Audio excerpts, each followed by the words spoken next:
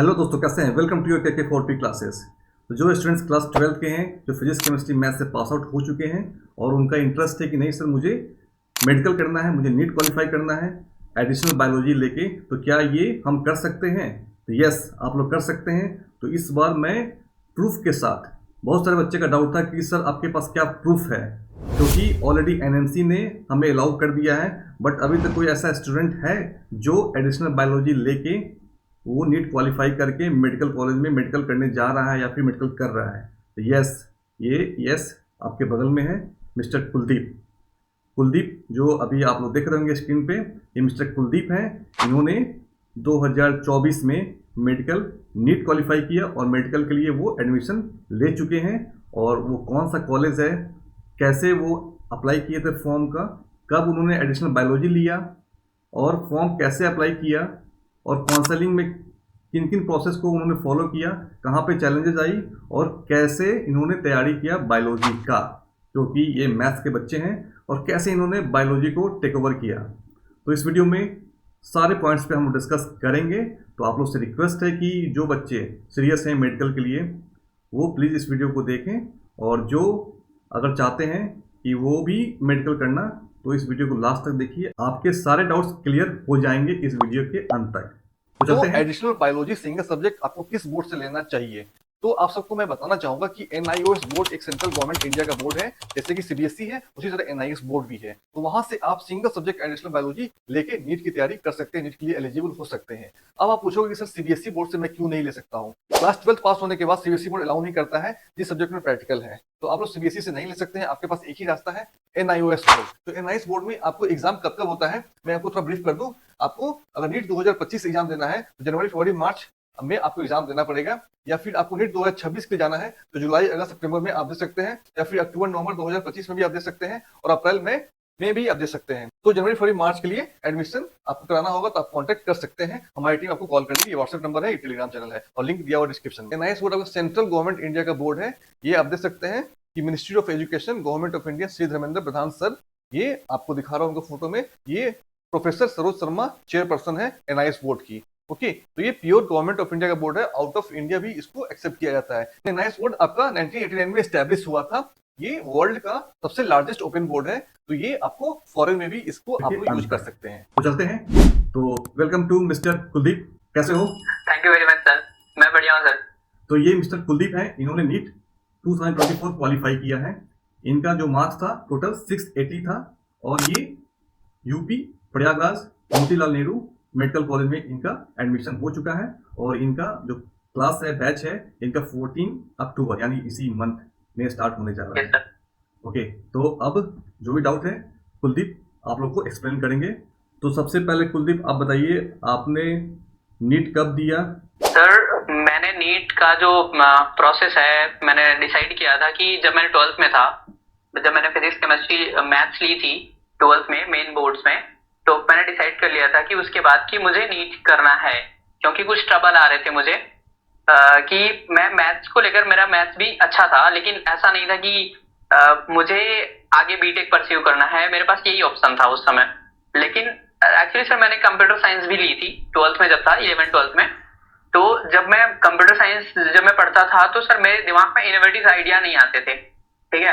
तो और जब मेरे घर वालों का मानना था कि अगर मैं बीटेक करूं तो मैं सीएस से ही करूं, तो फिर मुझे ऐसा लग गया कि अगर मैं बीटेक करता हूं और मैं सीएस ही लेता हूं तो मेरे दिमाग में ऐसा इनोवेटिव आइडिया आना चाहिए। जब मैं कोडिंग करता था मतलब पाइथन में, तो मैं प्रॉपर मतलब कि जो टीचर समझाते थे मैं वही कर देता था बस, ठीक है। जो वही याद करके जाता था मैं वही कर देता था, और मैं एक्स्ट्रा मैं अपना दिमाग नहीं लगा पाता था, ठीक है। तो मैंने सोचा कि अगर मैं सीएससी लेता हूँ कंप्यूटर साइंस बीटेक में 4 साल के बाद, और मैं मेरी जो अपकमिंग लाइफ होगी मैं उसमें स्क्रीन पे बैठ के काम कर रहा हूँ, ठीक है।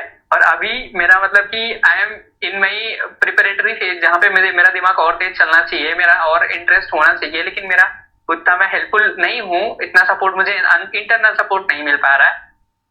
तो मुझे वहां पे रेड फ्लैग्स मिल रहे थे कहीं ना कहीं से, तो क्या सही में ये जो मैंने चूज किया है computer science and BTech CS, ये सारी चीजें सही है कि नहीं है।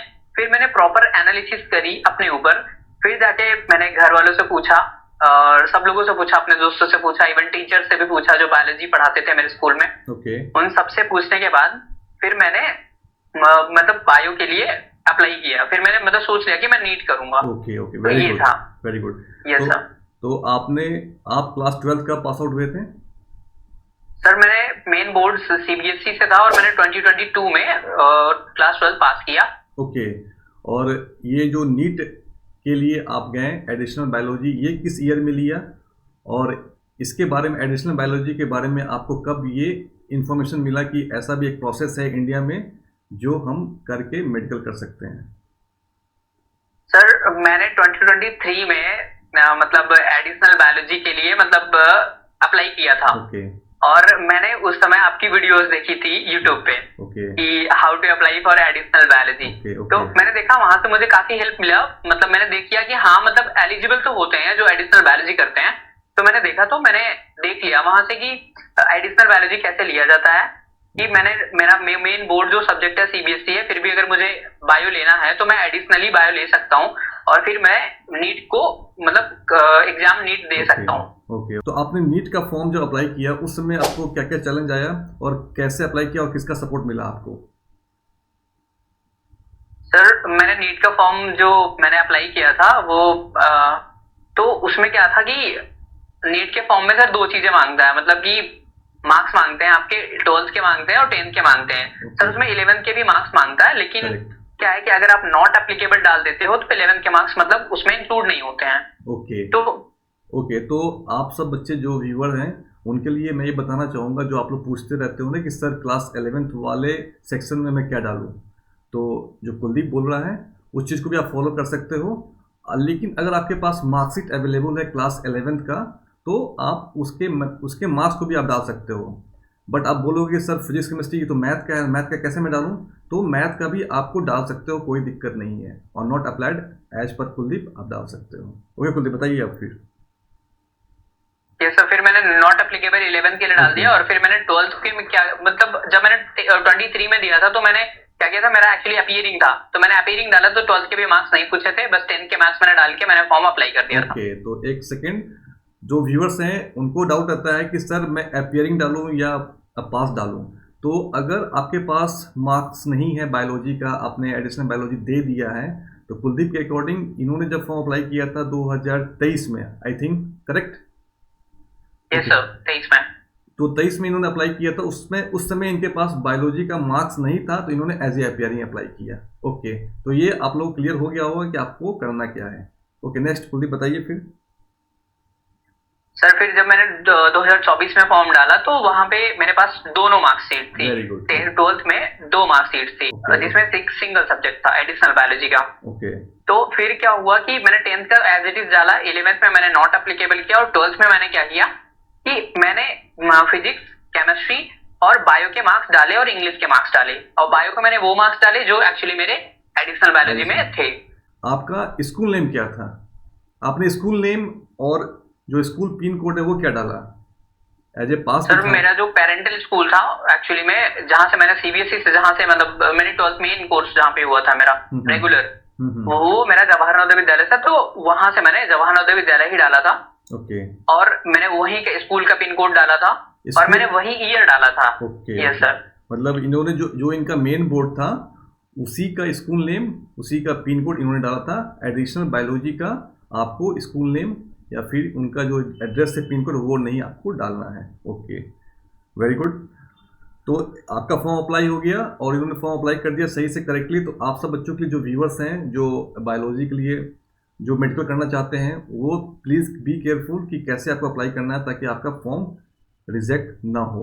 ओके, तो आप लोग सही तरीके से एज पर कुलदीप आप लोग अप्लाई कर सकते हैं फॉर्म को। ओके, तो इन्होंने फॉर्म अप्लाई कर दिया और ये नीट क्वालिफाई कर गए, नीट का एग्ज़ाम दिया, 680 मार्क्स इन्होंने स्कोर किया और नीट क्वालिफाई कर गया। और इन्होंने काउंसलिंग में अब जब ये गए तो काउंसलिंग के बारे में डिस्कस करेंगे। बहुत सारे बच्चे को डाउट आता है कि सर काउंसलिंग मेन तो ये है ना, तो काउंसलिंग के बारे में हम लोग डिस्कस करेंगे कुलदीप से। तो कुलदीप बताइए आपका एक्सपीरियंस कैसा रहा, क्या क्या डॉक्यूमेंट रिक्वायर्ड था, क्या क्या डॉक्यूमेंट आपने दिया, कहाँ पे आपने चैलेंज फेस किया?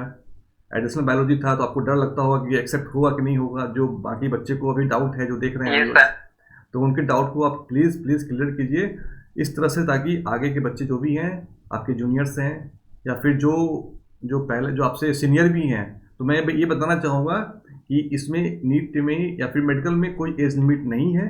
तो जो सीनियर हैं वो भी इसको फॉलो कर सकते हैं, और जो जूनियर है उनको तो करना ही है फॉलो। तो अब बताइए आपका काउंसलिंग में क्या क्या रहा आपका एक्सपीरियंस, प्लीज शेयर। सर जब नीट का रिजल्ट आया, फिर जाके मतलब अलॉटमेंट लेटर मिलता है काउंसलिंग के लिए, तो जब मतलब काउंसलिंग से पहले चॉइस फिलिंग से यूपी बोर्ड में ऐसा है कि काउंसलिंग से पहले डॉक्यूमेंट वेरिफिकेशन होता है। ओके। तो डॉक्यूमेंट वेरिफिकेशन में मैंने अपने 10th की मार्कशीट डाल दी, 12th की मार्कशीट में मैंने दोनों मार्कशीट अपलोड करी थी। यस सर, दोनों मार्कशीट अपलोड करी थी जो मेरा मतलब सीबीएसई बोर्ड की थी, और मैंने कास्ट सर्टिफिकेट अपलोड किया था। 3 चीजें रिक्वायर्ड होती है, और जब ये डॉक्यूमेंट वेरीफाइड हो जाते हैं उसके बाद फिर आपको चांस मिलता है चॉइस फिलिंग का। ओके। तो फिर क्या हुआ, अनफॉर्चुनेटली मेरा फॉर्म रिजेक्ट हो गया था क्योंकि मैंने 2 मार्कशीट अपलोड कर दी थी। Okay okay. और मैंने कास्ट सर्टिफिकेट भी मैंने गवर्नमेंट ऑफ इंडिया का अपलोड कर दिया था। ओके, यानी आपने सेंट्रल गवर्नमेंट का कास्ट सर्टिफिकेट डाला जो स्टेट में एक्सेप्टेड नहीं है। ओके, तो फिर आपने क्या किया?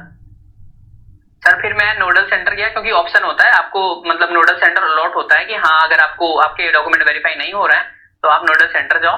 तो मैं नोडल सेंटर गया, प्रयागराज में ही है। ओके। तो प्रयागराज गया, वहां पे नोडल ऑफिसर से मिला, तो मैम थी, वहां से मैंने मतलब अपने डॉक्यूमेंट वेरीफाई करवाए कि मैम मतलब मैंने 12th एक्चुअली में एक मेन कोर्स है मेरा सीबीएसई, और उसके बाद मैंने एडिशनल बायोलॉजी भी किया है। तो उन्होंने बोला ऐसा इसका कोई इशू नहीं है, ठीक है, तुम प्रॉपरली एलिजिबल हो, ठीक है, तुम्हारा मेन इशू है वो है कि तुमने सेंटर ऑफ जो गवर्नमेंट ऑफ इंडिया का कास्ट सर्टिफिकेट अपलोड कर दिया वो, ठीक है, बोली यहाँ से।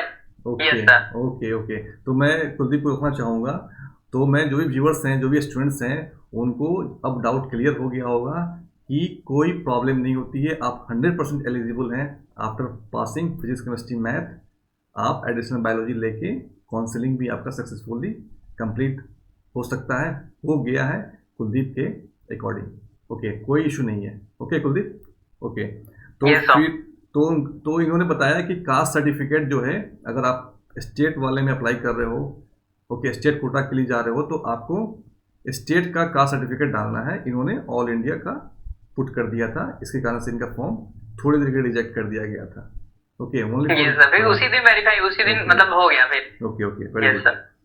तो वेरीफाई हो गया। और क्या क्या डॉक्यूमेंट लगता है? जो बच्चे का क्वेरी है कि सर क्या क्या डॉक्यूमेंट लगता है, टीसी, एसएलसी, डॉक्यूमेंट का मैंने लिस्ट बनाया है क्या क्या लगता है। ओके, मतलब इसमें है सर अलॉटमेंट लेटर, फिर एडमिट कार्ड, फिर रिजल्ट लगता है आपका। रिजल्ट का मतलब नीट का रिजल्ट जो आता है। एडमिट कार्ड किसका? एडमिट कार्ड नीट का? एडमिट कार्ड नीट का। Okay okay, yes sir, NEET का एडमिट कार्ड।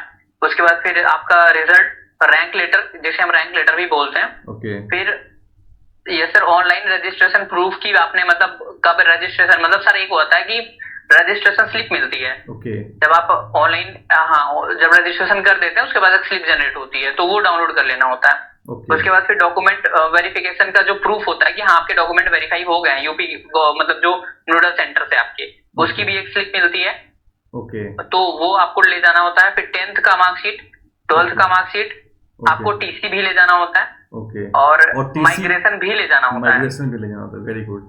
और टीसी में टीसी किस बोर्ड का डाला है? मेन बोर्ड का, क्योंकि जो एडिशनल बायोलॉजी आप लेते हो तो उसमें टीसी मिलता नहीं है, क्योंकि आपको ऑलरेडी वो पास आउट मान चुका है, आपको जस्ट एडिशनल ऐड किया गया है, तो टीसी मिलता नहीं है। तो आपने मेन बोर्ड का टीसी डाला ना? बिल्कुल सर, मैंने जो मेरा सीबीएसई बोर्ड का था मैंने उससे वही टीसी डाला। ओके।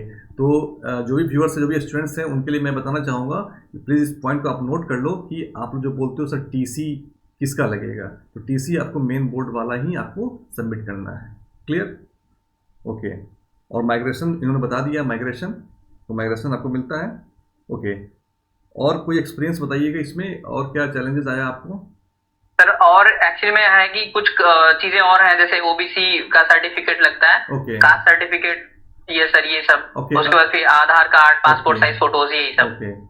और कितने फोटो लगते हैं? ऐसा कुछ आपको? सर 8 फोटोज लगते हैं। मतलब 8 yes, passport size. Yes. Okay. इस तरह से आपका काउंसलिंग कंप्लीट हो गया। ओके। और ये कब आपको पता चला कि मेरा काउंसलिंग सक्सेसफुली सबमिट हो गया है, डॉक्यूमेंट वेरीफाई हो गया है? ये कब आपको पता चला, किस स्टेज में?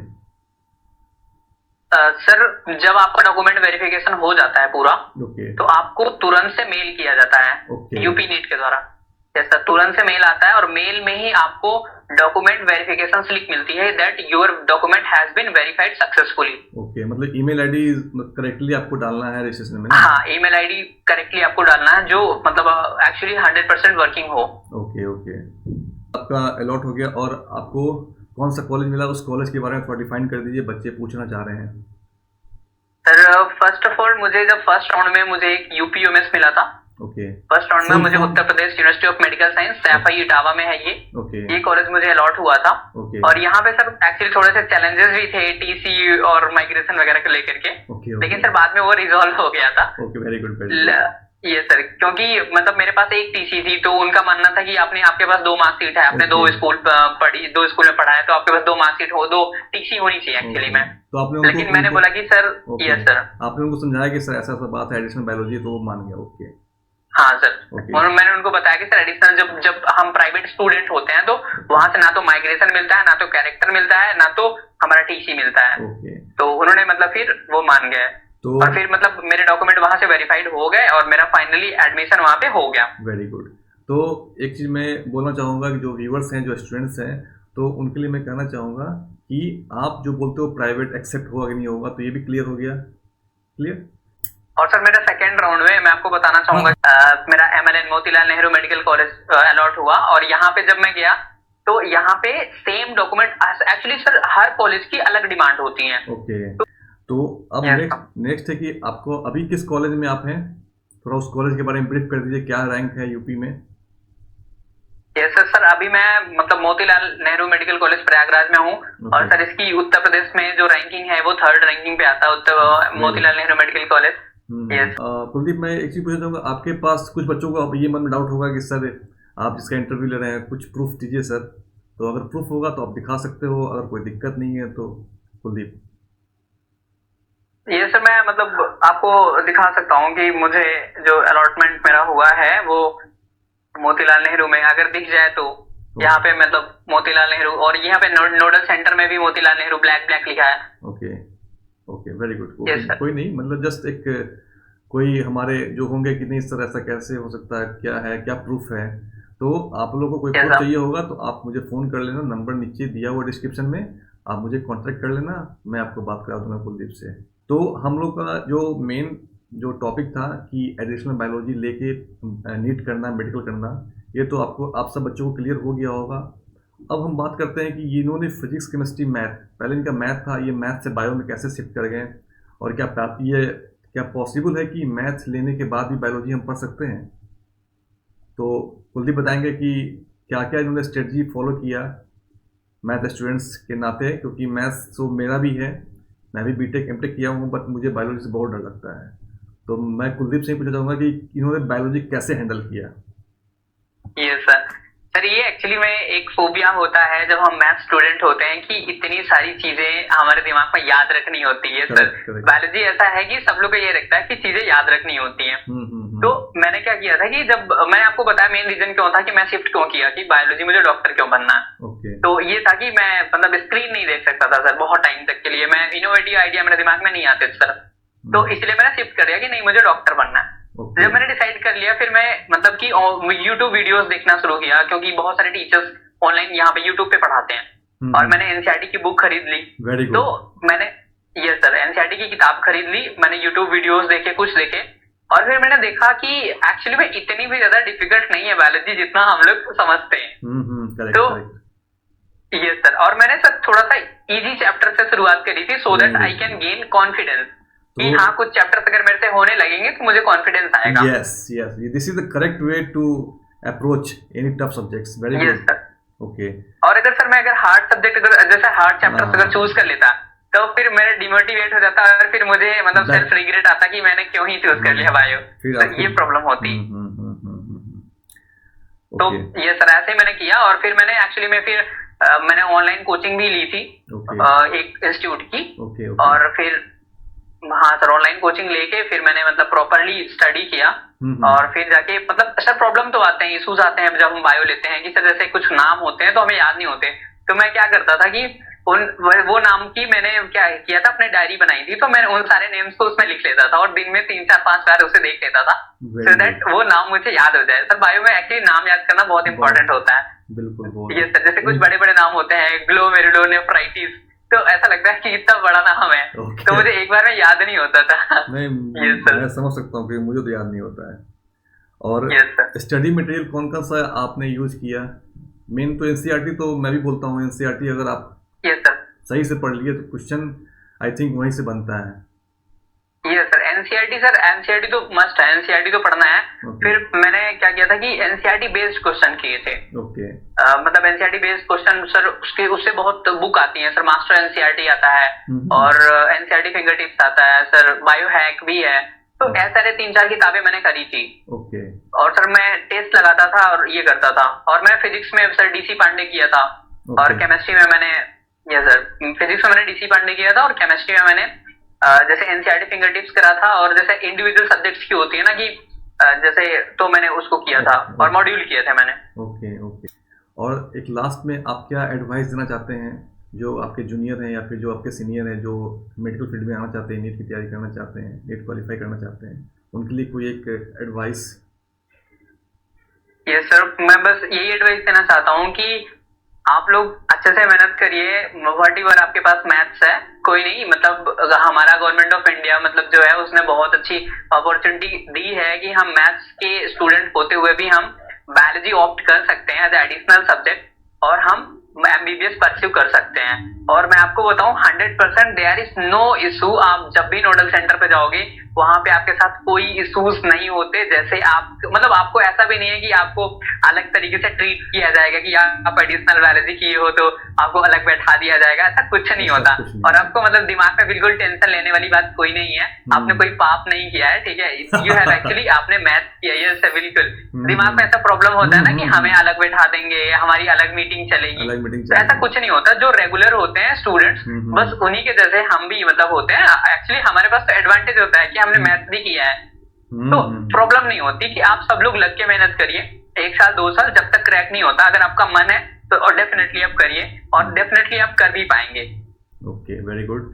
तो और मैं एक चीज़ ऐड करना चाहूँगा कि जो मैथ्स के स्टूडेंट हैं, मैं मैथ्स और बायो में कंपेयर नहीं कर रहा हूँ, बट मैथ्स वाले बच्चों के लिए ये फ़ायदा है कि वो डॉक्टर जब बन जाएंगे, जब वो फाइनली प्रैक्टिस करने आएंगे, तो उनके पास जो भी इक्विपमेंट्स रहेगा वो कोई ना कोई मैथमेटिक्स वाले बच्चे ही, साइंटिस्ट ही बनाए होंगे, तो उसको हैंडल करने में खासकर मैथमेटिक्स वाले बच्चों को तो दिक्कत बिल्कुल नहीं होगी। यस सर, बिल्कुल। मतलब कि सर जब मैथ से होता है ना तो फिजिक्स सॉल्व करना भी आसान होता है। एक्चुअली में बहुत सारे बायो स्टूडेंट्स होते हैं, वो क्या करते हैं कि वो चीजें फॉर्मूला याद कर रहे हैं, ठीक है, डेरिवेशन उन्हें नहीं पता है, तो कुछ ये चैलेंजेस आते हैं। लेकिन जब ऐसा आप मैथ स्टूडेंट हो ना, तो आप दिमाग में उसको डिराइव कर लेते हो, 1-2 सेकंड में डिराइव करके आप फॉर्मूला बना सकते हो। तो बहुत सारे फॉर्मूला याद भी नहीं करना होता, मेन कॉन्सेप्ट आपको याद करना होता है, तो उससे आपको बहुत हेल्प मिल जाती है।